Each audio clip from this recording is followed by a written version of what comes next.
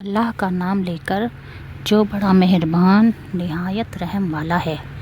سب طرح کی تعریف اللہ ہی کو ہے جس نے اپنے محبوب بندے محمد صلی اللہ علیہ وسلم پر یہ کتاب نازل کی، جس میں کسی طرح کی کچی اور پیچیدگی نہ رکھی بلکہ سیدھی اور سلیس اتاری، تاکہ لوگوں کو عذاب سخت سے جو اس کی طرف سے آنے والا ہے ڈرائے، اور مومنوں کو جو نیک عمل کرتے ہیں خوشخبری سنائے کہ ان کے لیے ان کے کاموں کا نیک بدلہ یعنی بہشت ہے جس میں وہ ہمیشہ رہیں گے، اور ان لوگوں کو بھی ڈرائے جو کہتے ہیں کہ اللہ نے کسی کو بیٹا بنا لیا ہے۔ ان کو اس بات کا کچھ بھی علم نہیں اور نہ ہی ان کے باپ دادا کو ہی تھا۔ یہ بڑی سخت بات ہے جو ان کے منہ سے نکلتی ہے، اور کچھ شک نہیں کہ یہ جو کچھ کہتے ہیں محض جھوٹ ہے۔ اے پیغمبر، اگر یہ اس کلام پر ایمان نہ لائیں تو شاید تم ان کے پیچھے رنج کر کر کے اپنے کو ہلاک کر دو گے۔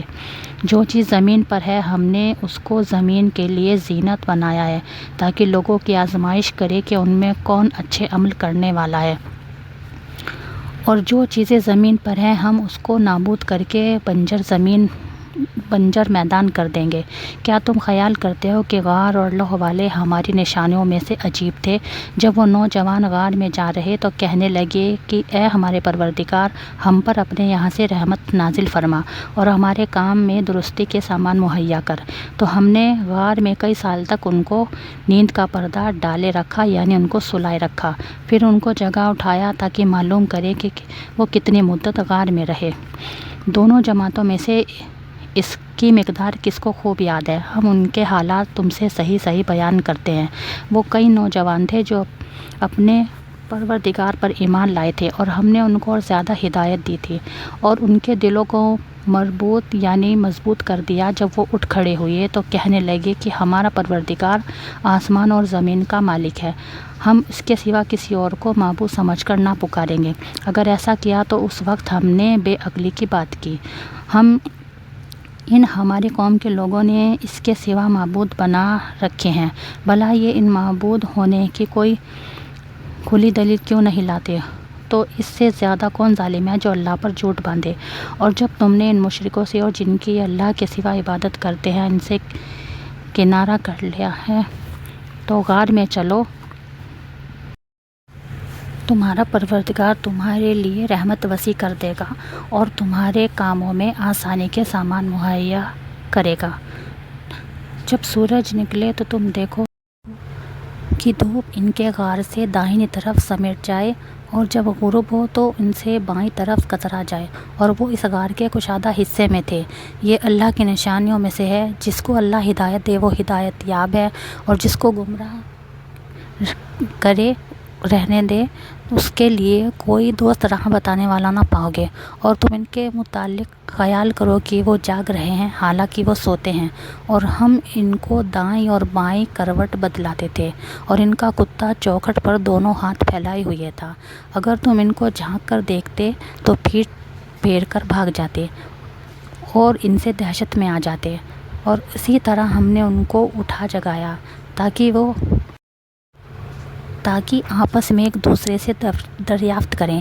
ایک کہنے والے نے کہا کہ تم یہاں کتنی مدت رہے؟ انہوں نے کہا کہ 1 دن یا اس سے بھی کم۔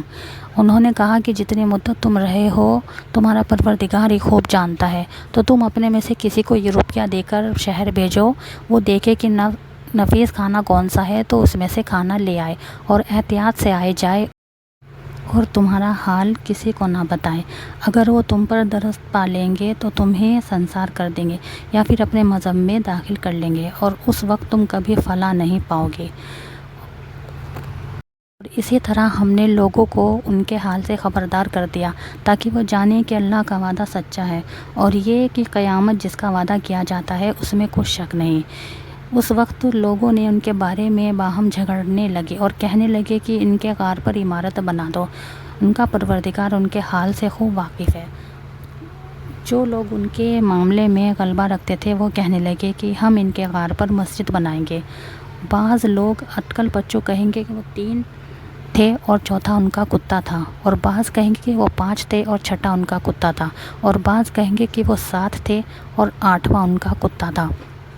کہہ دو کہ میرا پروردگار ہی ان کے شمار سے خوب واقف ہے۔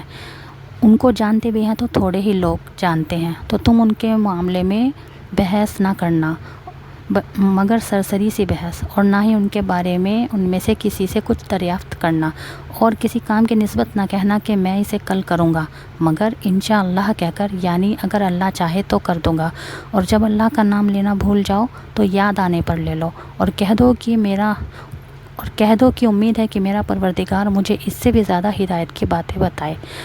اور اصحاب کہف اپنے غار میں 9 پر 300 سال رہے۔ کہہ دو کہ جتنی مدت وہ رہے اللہ ہی اسے خوب جانتا ہے، اسی کو آسمان اور زمین کی پوشیدہ باتیں معلوم ہیں، وہ کیا خوب دیکھنے والا اور کیا خوب سننے والا ہے، اس کے سوا ان کا کوئی کارساز نہیں، اور نہ وہ اپنے حکم میں کسی کو شریک کرتا ہے۔ اور اپنے پروردگار کی کتاب کو جو تمہارے پاس بھیجی جاتی ہے پڑھتے رہا کرو، اس کی باتوں کو کوئی بدلنے والا نہیں، اور اس کے سوا تم کہیں پناہ بھی نہیں پاؤ گے۔ اور جو لوگ صبح شام اپنے پروردگار کو پکارتے اور اس کی خوشنودی کے طالب ہیں، ان کے ساتھ صبر کرتے رہو، اور تمہاری نگاہیں ان میں سے گزر کر کسی اور طرف نہ دوڑ پڑیں کہ تم دنیاوی زندگی کے خاصدار ہو جاؤ۔ اور جس شخص کے دل کو ہم نے اپنی یاد سے غافل کر دیا ہے اور وہ اپنی خواہش کی پیروی کرتا ہے اور اس کا کام حد سے بڑھ گیا ہے، اس کا کہا نہ ماننا۔ اور کہہ دو کہ لوگو، یہ قرآن تمہارے پروردگار کی طرف سے برحق ہے، تو جو چاہے ایمان لائے اور جو چاہے کافر رہے۔ ہم نے ظالموں کے لیے دوزخ کی آگ تیار کر رکھی ہے، جس کی قناتیں ان کو گھیر رہی ہوں گی، اور اگر فریاد کریں گے تو ایسے کھولتے ہوئے پانی سے ان کی دادرسی کی جائے گی جو پگھلے ہوئے تانبے کی طرح گرم ہوگا، اور جو ان کے چہروں کو بھون ڈالے گا۔ ان کے پینے کا پانی بھی برا اور آرام گاہ بھی بری۔ اور جو لوگ ایمان لائے اور نیک کام کرتے رہے تو ہم نیک کام کرنے والوں کا اجر ضائع نہیں کرتے۔ ایسے لوگوں کے لیے ہمیشہ رہنے کے باغ ہیں جن میں ان کے محلوں کے نیچے نہریں بہہ رہی ہیں۔ ان کو وہاں سونے کے کنگن پہنائے جائیں گے جو باریک دیبا اور اطلس کے سبز کپڑے پہنا کریں گے، اور تختوں پر تکیے لگا کر بیٹھا کریں گے۔ کیا خوب بدلہ، کیا خوب آرام گاہ ہے۔ اور ان سے 2 شخصوں کے حال بیان کرو جن میں سے ایک کو ہم نے انگور کے باغ عنایت کیے تھے اور ان کے ارد گرد کھجور کے درخت لگا دیے تھے اور ان کے درمیان کھیتی پیدا کرتی تھی۔ دونوں باغ کثرت سے پھل لاتے اور ان کی پیداوار میں کسی طرح کی کمی نہیں ہوتی تھی، اور ہم نے ان کے بیچ ایک نہر جاری کر دی تھی۔ اس طرح اس شخص کو ان کی پیداوار ملتی رہتی تھی۔ تو ایک دن جب کہ وہ اپنے دوست سے باتیں کر رہا تھا تو کہنے لگا کہ میں مال اور دولت سے بھی زیادہ اچھا ہوں اور جماعت کے لحاظ سے بھی زیادہ عزت والا ہوں، اور ایسی شیخیوں سے اپنے حق میں ظلم کرتا ہوا اپنے باغ میں داخل ہوا۔ کہنے لگا، میں نہیں خیال کرتا کہ یہ باغ کبھی تباہ ہو، اور نہ خیال کرتا ہوں کہ قیامت برپا ہو، اور اگر میں اپنے پروردگار کی طرف لوٹایا بھی جاؤں تو وہاں ضرور اس سے اچھی جگہ پاؤں گا۔ تو اس کا جو اس سے گفتگو کر رہا تھا کہنے لگا کہ کیا تم اس ذات سے کفر کرتے ہو جس نے تم کو مٹی سے پیدا کیا، پھر نطفے سے، پھر تم کو پورا آدمی بنایا؟